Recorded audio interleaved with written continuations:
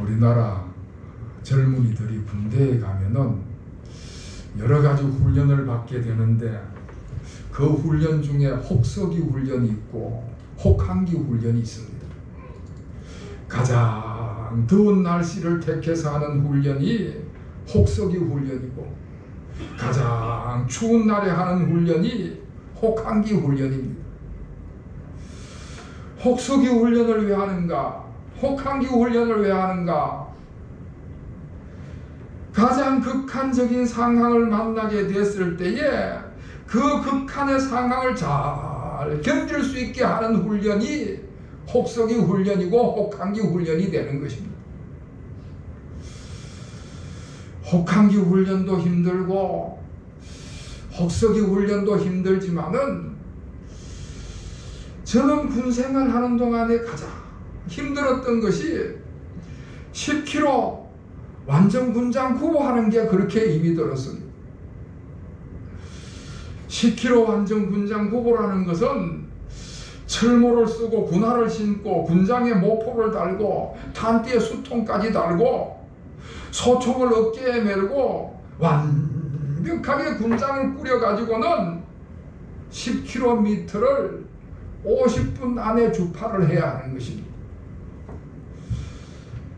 맨몸으로 10km를 50분 안에 뛰는 것도 쉽지 않은 일인데 그 군장과 다 갖추면 20km가 넘는 그 군장에다가 총을 들고 뛰어야 하니까 얼마나 힘이 들겠습니까?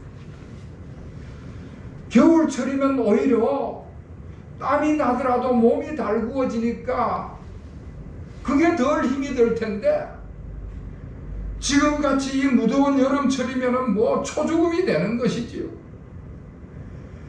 물론 신체 조건이 좋고 띵박질을 잘하는 그런 군인들은 뭐 한참 뭐 혈기왕성할 때니까 끄տն하게 잘하는데 신체 조건이나 띵박질에 소질이 없는 군인들은 이건 굉장한 시련이 되는 것입니다.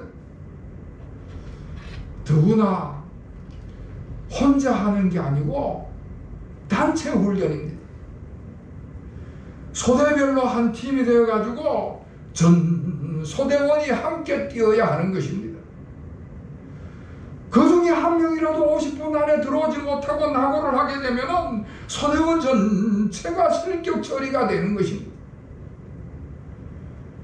그러니 그 훈련이라는 것이 더 힘든 훈련이 되는 것이지.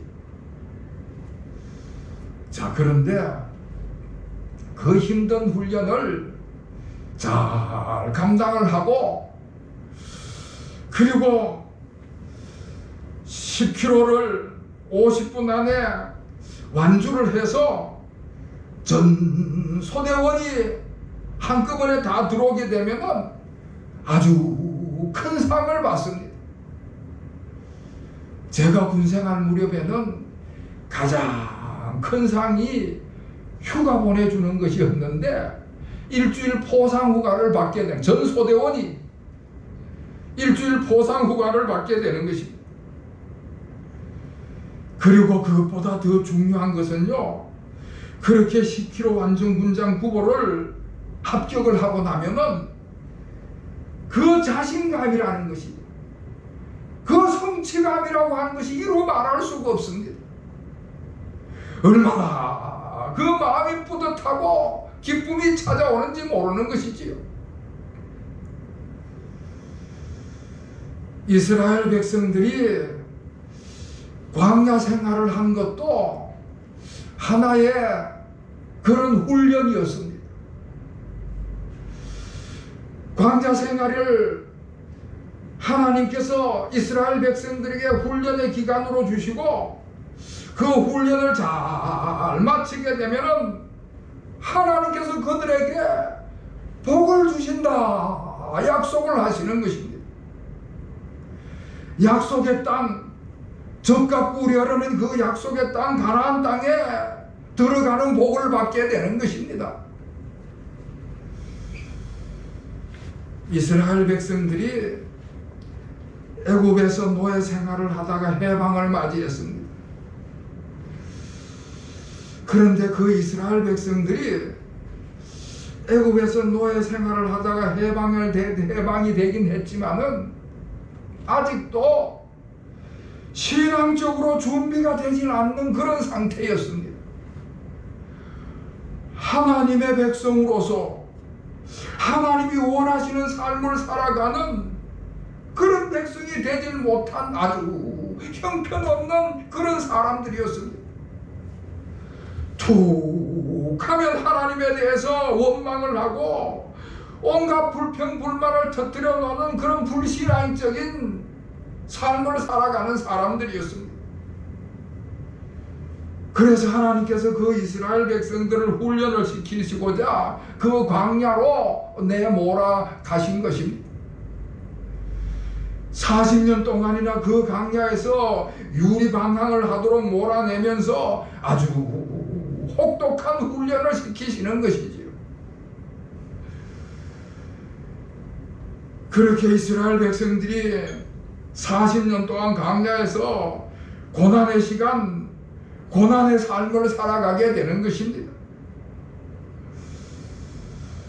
오늘 제가 읽어드린 8장 1절부터 쭉 읽어가다 보면 그 상야 생활을 한 것을 5절에서는 뭐라고 그러는가 하면은 징계다, 그렇게 말씀을 하고 있습니다.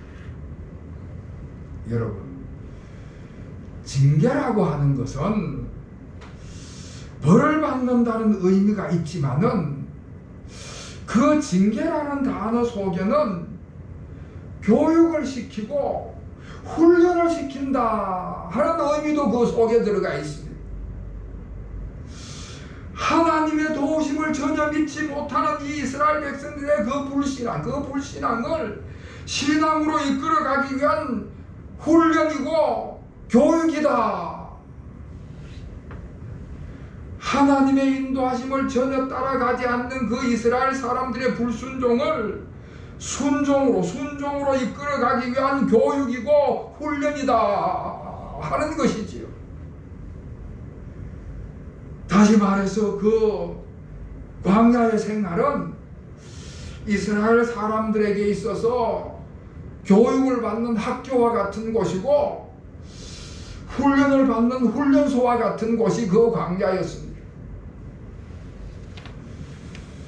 5절 말씀을 보면요, 너는 사람이 그 아들을 징계함같이 내 하나님 여호와께서 너를 징계하시는 줄 마음에 생각하고, 그렇게 말씀하고 있습니다.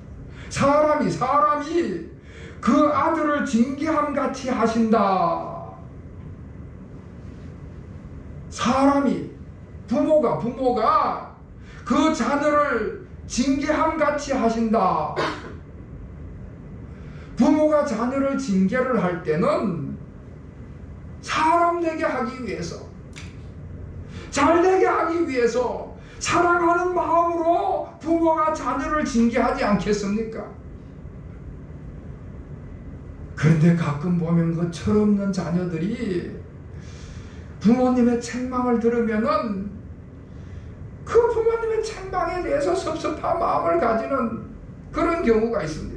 심지어 어떤 자녀는 부모가 좀 나무라고 책망을 하면은 화를 내고 분한 마음을 가지는 그런 못된 자녀도 있어요. 그런데 여러분, 부모가 책망을 하고 자녀에게 꾸짖고 징계를 한다면은 그 자녀가 잘못되라고 하는 부모가 어디 있겠습니까? 사랑하기 때문에 바른 사람 되게 하라고, 바른 사람 되라고, 사람 되게 만들기 위해서 그 아픈 마음을 누르고 책망을 하고 징계를 하는 것이지요. 오늘 본문 말씀이 하나님도 부모와 같은 마음이다 하는 말씀을 하는 것입니다. 이스라엘 사람들을 신앙의 사람으로 만들기 위해서, 이스라엘 사람들을 순종하는 사람들로 만들기 위해서 그들을 광야로 내몰아셨던 것입니다. 40년 동안 그렇게 훈련을 시키시는 것이지요. 부모의 마음같이 아픈 마음으로, 애처로운 마음으로 그걸 누르면서 훈련을 시키시는 것입니다. 사랑하는 마음으로 그들을 훈련시키시는 것입니다. 자, 그러면은 하나님께서 그렇게 훈련을 시키실 때에 그 훈련의 목적이 무엇일까? 그 훈련의 목적이 무엇인가? 오늘 본문 말씀을 쭉 읽다 보면 거듭해서 나오는 말씀 가운데에 낮추신다 하는 말씀이 나옵니다. 그러니까 하나님께서 이스라엘 백성들을 훈련시키는 첫 번째 목적은 그들을 낮추기 위함이다. 겸손하게 만드는 것이 하나님의 훈련 목적이다 하는 것입니다. 옛날이나 지금이나 제약된 세상을 살아가는 사람들을 보면요, 높은 사람이나 낮은 사람이나 뭐 가진 사람이나 못 가진 사람이나 다 그 교만한 마음을 가지고 있습니다. 그 당시 이스라엘 사람들이 뭐 잘난 게 있었겠습니까? 지들이 지금까지 애굽에서 노예 생활한 사람들이고 지금은 광야에서 나그네 생활하는 그런 사람들인데, 그런데 그들이 뭐 잘났다고 하나님 앞에 교만한 모습을 보이는 것입니다. 여러분, 교만이 뭔가? 교만이 뭔가? 교만이라는 거 하는 것은요, 인간의 연약함과 무능함을 인정하지 않는 게 교만인 것입니다. 교만이라는 것은 인생의 주인이신 하나님을 인정하지 않는 게 교만인 것입니다. 하나님은 전능하신 분이시고 인간은 연약한 존재다 하는 그 사실을 인정하지 않는 것이 교만인 것입니다. 그 반대로 겸손은 뭔가? 하나님은 전능하신 분이시고 인간은 연약한 존재라는 것을 인정하는 것이 겸손한 것입니다. 하나님을 하나님으로 인정하고 사람을 사람으로 인정하는 것이 겸손이고, 하나님을 하나님으로 인정하지 못하고 사람을 사람으로 인정하지 못하는 것이 교만인 것입니다. 그런데 그 당시 이스라엘 사람들이요, 가진 것도 없고 힘도 없으면서도 자기들은 뭐든지 할 수 있다, 그런 교만한 마음을 가지고 있었습니다. 하나님 안 도와줘서도 됩니다, 우리끼리 해가겠습니다, 그런 교만한 마음을 가지고 있었습니다. 조그마한 일이라도 하나 잘 되면은 뭐 기고만장해서 교만하고, 그러다가 또 일이 잘 안 되고 일이 잘 안 풀리게 되면은 그만 낙심해가지고는 하나님 앞에 불평하고 원망을 쏟아 놓았습니다.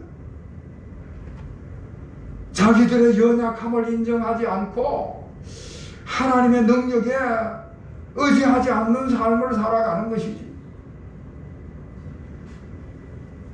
그런 교만한 마음을 가지고 있는 이스라엘 백성들을 하나님께서 가나안 땅에 들어서게 되면은, 만약에 그들이 가나안 땅에 들어가서 뭐라도 잘 되고 나면은 다 자기들이 힘이 있어서, 자기들이 능력이 있어서, 자기들이 수고하고 애써서 된 줄로 착각하는 삶을 살아가게 될 것입니다. 그래서 하나님께서 그들을 낮추시고자, 그들을 겸손하게 하시고자 광야 생활로 훈련을 시켜 가시는 것입니다. 여러분, 광야에서 이스라엘 사람들이 할 수 있는 일이라고는 아무것도 없습니다. 자기들 능력을 가지고는요, 물 한 모금도 얻을 수가 없고요, 자기들의 실력 가지고는 밥 한 끼도 해결할 수가 없는 것입니다. 그 광야에서는 오로지 하나님만 바라봐야만 하는 것입니다.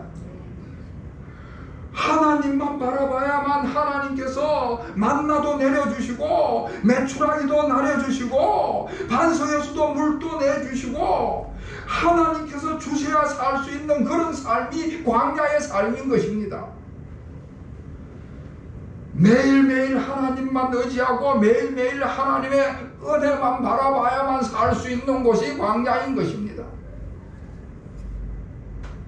그래서 그들이 광야 생활을 하면서 하나님 앞에 철저히 자기를 낮추고 겸손의 훈련을 받는 것이지요.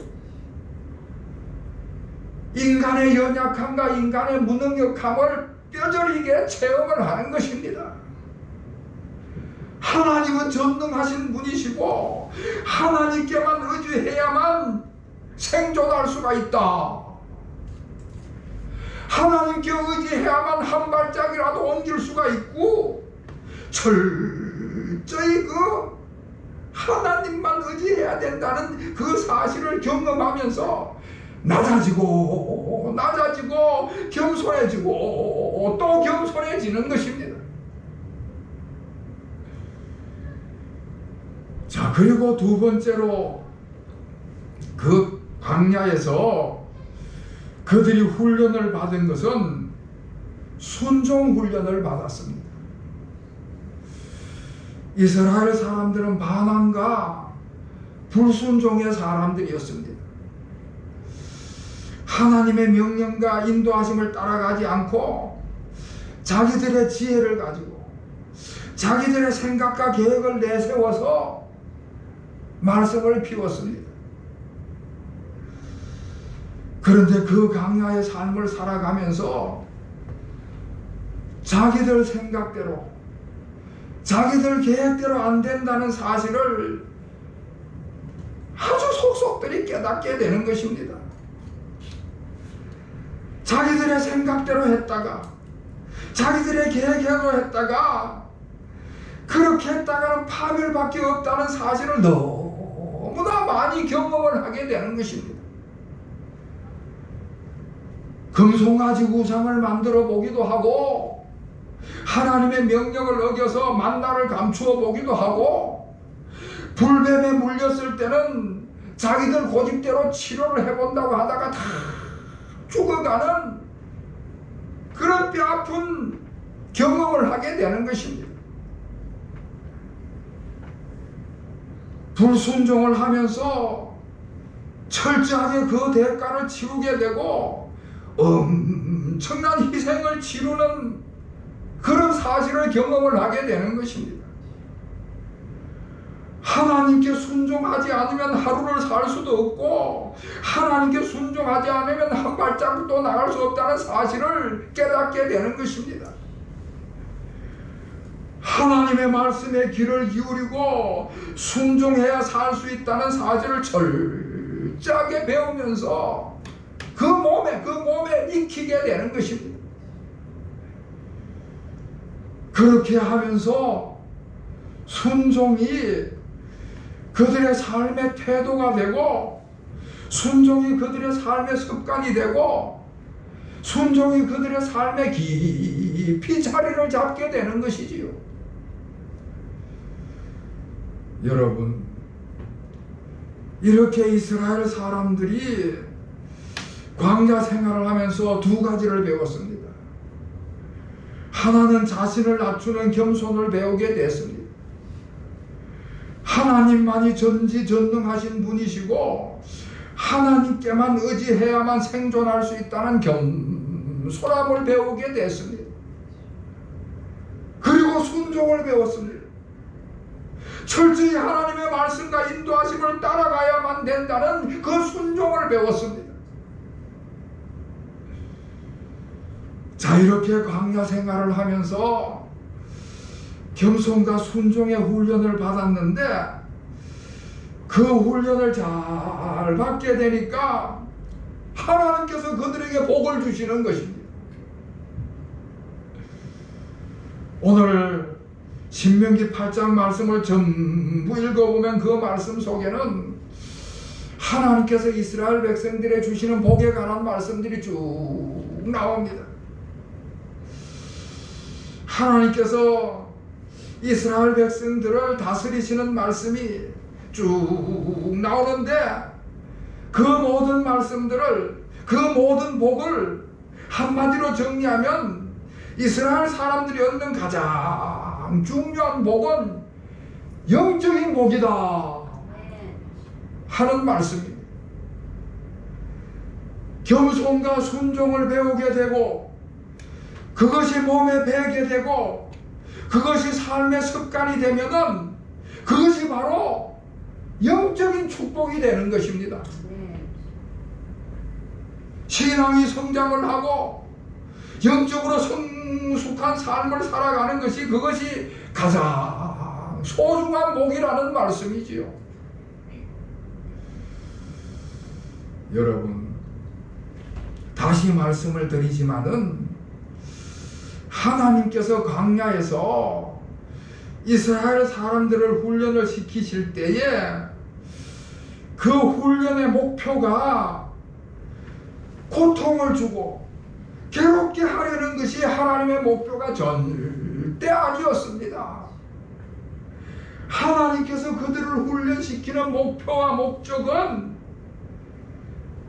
그들의 삶을, 그들의 영적인 삶을 성장시키고 성숙시켜서 복을 주시기 위함이 하나님의 목적이다 하는 말씀입니다.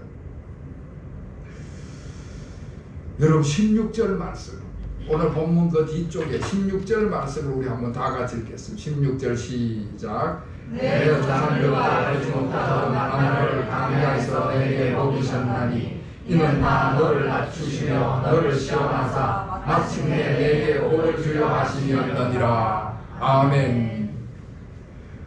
너를 시험하사 마침내 복을 주려 하심이었느니라.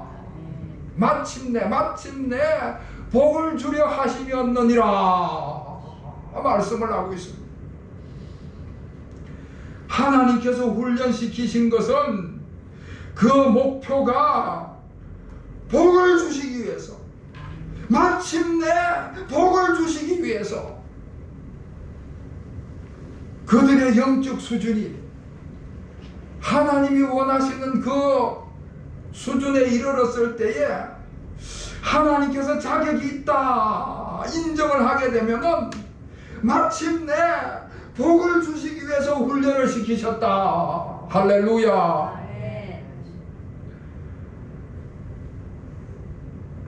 우리 여성들 중에 보면은 장롱면허를 가지고 있는 여성들이 있어요. 운전면허증을 따긴 땄는데 정작 운전은 하질 못하고 장롱 속에, 지갑 속에만 면허증이 있는 것이지. 운전을 하려면은 도로 연수를 받아야 되는데 이 도로에 나오는 것이 겁이 나가지고 그 도로 연수를 안 받는 것입니다. 아무리 도로에 나오는 것이 두렵다 하더라도 도로 연수를 받고 주행 연습을 한참 해야만 혼자 스스로 운전을 할 수가 있는 것이지요. 아무리 면허증이 있어도 운전에 미숙한 사람들은 차를 운전할 자격이 주어지지 않는 것입니다. 충분히 훈련을 해야 되는 것이지요. 면허증을 땄다 하더라도 충분히 스스로 운전할 수 있을 정도로 훈련을 하고 주행 연습을 열심히 해서 그 수준, 그 일정한 수준에 올라갈 때에 이제 스스로 운전을 할 수가 있게 되는 것입니다. 이스라엘 사람들이 충분히 훈련이 돼서 겸손과 순종의 수준이 충분히 훈련이 됐기 때문에 비로소 하나님께서 이스라엘 백성들에게 젖과 꿀이 흐르는 약속의 땅, 하나님이 복주식으로 약속하신 그 약속의 땅, 가나안 땅으로 들어가는 복을 주시는 것입니다. 복을 받을 자격이 주어졌다 하는 말씀이지요. 훈련을 잘 이겨내서 영적인 수준이 올라가면 마침내 하나님께서 복을 주신다 하는 말씀입니다. 물론 그 광야 생활이 힘이 들고 괴로운 일이지만은, 그러나 그 광야 생활이 교육이고 훈련이었기 때문에 그들에게 아주 유익한, 이루 말할 수 없는 그런 큰 유익이 되는 삶이었던 것입니다. 우리도 인생을 살아가노라면은 광야 생활을 겪을 때가 있습니다. 그렇게 광야 생활을 겪을 때는 하나님의 뜻이 어디 있는가 하는 것을 우리가 헤아릴 줄 알아야 하는 것입니다. 하나님의 목적은 우리로 하여금 하나님 앞에 겸손하게 하시고자, 하나님은 전능하신 하나님이시고 나는 연약한 인간이라고 하는 이 사실을 깨닫게 하시고자 겸손한 자리로 우리를 이끄시고자 우리에게 강야의 훈련을 맡기시는 줄로 기억하시기를 바랍니다. 그리고 우리가 훈련을 잘 이겨내게 될 때에 마침내 복을 주시는 하나님을 만나게 될 줄로 믿습니다. 오늘 16절 말씀 끝에 말씀을 여러분, 마침내 내게 복을 주시려 하심이었느니라 하는데, 그게 네 개가 아니라 네 개로 바꿔 읽으면은 마침내 내게 복을 주려 하심이었느니라. 왜 나를 시련에 광야 생활을 이끄시는가? 마침내 내게 복을 주시려고 하심이었느니라.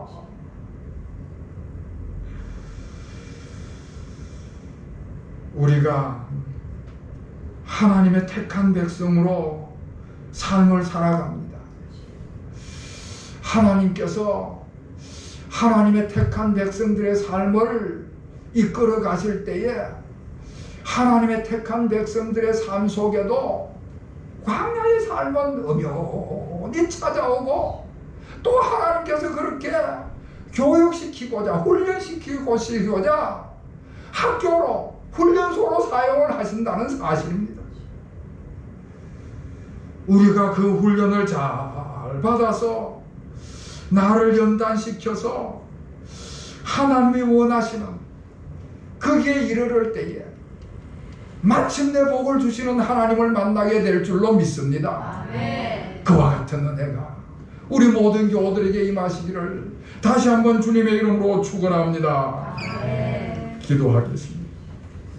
하나님 아버지, 저희들이 인생을 살아가면서 광야 생활을 겪을 때가 있습니다. 도무지 이해할 수가 없고 도무지 해결할 수가 없는 그런 암울하고 희망이 없는 시간을 지날 때가 있습니다. 그럴 때일수록 하나님의 뜻을 헤아리는 지혜를 허락하여 주시옵소서. 광야 생활은 하나님께서 복 주시기 위한 훈련과 연단의 시간이라는 것을 깊이 받아들이게 하여 주시옵소서. 이 훈련을 잘 이겨냈을 때에 마침내 하나님께서 복을 주실 것이라는 사실을 믿고 광야의 훈련을 잘 이겨내는 주님의 택한 백성들이 되게 하여 주시옵소서. 예수 그리스도의 이름으로 간절히